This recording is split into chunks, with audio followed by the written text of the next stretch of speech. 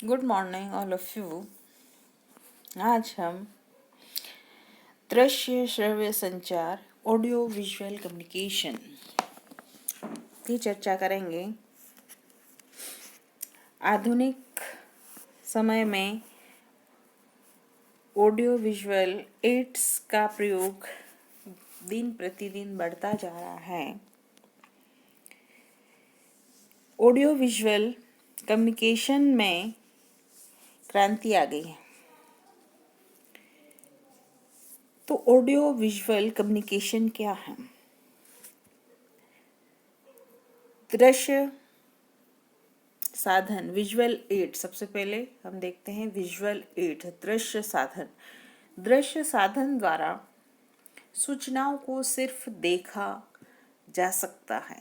नाम से स्पष्ट है कि दृश्य साधन है, विजुअल एड्स हैं, तो इनके द्वारा केवल सूचनाओं को देखा जा सकता है। कैसे? आप लोगों ने देखे होंगे, आप कहीं आंगनवाड़ी सेंटर पे जाते हैं या हॉस्पिटल्स जाते हैं, वहाँ कई प्रकार के चार्ट्स लगे होते हैं उस क्षेत्र से संबंधित। जैसे आप हॉस्पिटल में जाते हैं तो डायबिटीज़ या ऑर्थो से संबंधित चार्ट्स जो है वहाँ लगे रहते हैं।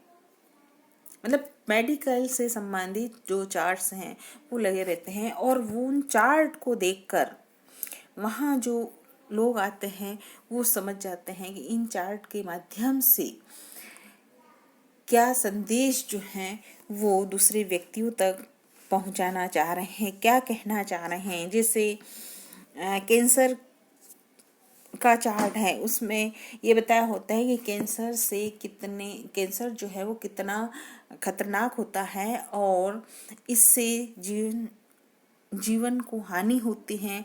तो जो कैंसर जिन जिन चीज़ों से होती हैं उन चीज़ों को नहीं खाना चाहिए, उनसे बचना है। इस तरह का चार्ट में जो है वो प्रदर्शित किया जाता है। इसी तरीके से कई चीज़ों के पोस्टर्स भी लगे होते हैं। पोस्टर के माध्यम से भी ये संदेश दिया जाता है। जैसे पोलियो का पोस्टर है तो उसमें यही दर्शाया जाता है कि अगर पोलियो की दवाई जो है वो बालक को पिला दी जाए तो उसका जीवन जो है वो संवर जाता है, उसको पोलियो जो है वो नहीं होता है। तो इस प्रकार दृश्य साधन के द्वारा सूचनाओं को केवल जो है वो देखा जा सकता है, और देखकर ही जो संदेश प्राप्त करता है वो उस संदेश को रिसीव कर लेता है कि इस चार्ट के माध्यम से, इस पोस्टर के माध्यम से क्या संदेश जो है वो दिया जा रहा है। आई बात समझ में? आपको विजुअल एड्स समझ में आ गए होंगे। नेक्स्ट है श्रव्य साधन। श्रव्य मतलब सुनना, ऑडियो एड्स। श्रव्य साधन द्वारा सूचनाओं को सिर्फ सुना जा सकता है ना, नाम ही है श्रव्य साधन। तो श्रव्य साधन के द्वारा सूचनाओं को केवल सुना ही जाता है। इसमें कौन कौन से साधन आ सकते हैं? रेडियो के माध्यम से कई प्रकार की सूचनाएं, कई प्रकार के संदेश जो हैं वो भेजे जाते हैं। जैसे युवाणी कार्यक्रम जो होता है वो युवाओं के लिए होता है। महिला जगत जो है वो महिलाओं की जानकारी या महिलाओं तक संदेश पहुंचाने के लिए महिला जगत कार्यक्रम होता है। कृषि से संबंधित किसानों के लिए कार्यक्रम होता है, तो वो कृषि से संबंधित संपूर्ण संदेश, संपूर्ण जानकारी जो है वो उस प्रोग्राम में दी जाती हैं। साथ ही मनोरंजन के जो कार्यक्रम होते हैं उसमें बालकों के लिए भी अलग होते हैं। तो इस तरीके से रेडियो के माध्यम से भी जो कई प्रकार के संदेश, कई प्रकार की सूचनाएं जो हैं वो प्रेषित की जाती हैं। टेप रिकॉर्डर में भी अलग अलग प्रकार के संदेश को रिकॉर्ड करके दूसरे व्यक्तियों तक पहुंचाया जाता है, जिन तक वो संदेश देना है, जिन तक वो संदेश जो है वो पहुंचाना है। टेलीफोन के माध्यम से भी दूसरे व्यक्तियों तक संदेश को पहुंचाया जाता है। जिस व्यक्ति को जो संदेश पहुंचाना है उस व्यक्ति को टेलीफोन कर दिया जाता है और उसके द्वारा संदेश जो है वो उस व्यक्ति तक पहुंचाया जाता है। इसी तरीके से मोबाइल फोन्स के द्वारा भी संदेश पहुंचाया जाता है। मोबाइल फोन टेलीफोन का ही एक अलग प्रकार है, तो उसके द्वारा भी संदेश को जो है वो पहुंचाया जाता है। तो श्रव्य साधन ऑडियो एड्स में भी कई प्रकार के साधन हैं जिनसे केवल सुनकर जो है वो संदेश को एक व्यक्ति से दूसरे व्यक्ति तक जो है वो पहुंचाया जाता है और वो व्यक्ति जो है उस संदेश को उसी अर्थ में, उसी भावार्थ में समझ लेता है। इसका तीसरा जो प्रकार है वो है इन दोनों का संयुक्त प्रकार। हमने दृश्य साधन देख लिए, हमने श्रव्य साधन देख लिए। अब तीसरा जो प्रकार है वो श्रव्य दृश्य साधन। इसमें ऑडियो विजुअल एड्स देखने के साथ साथ इनमें सुना भी जा सकता है, तो इसलिए दोनों का संयुक्त रूप है, दोनों का मिला जुला रूप है।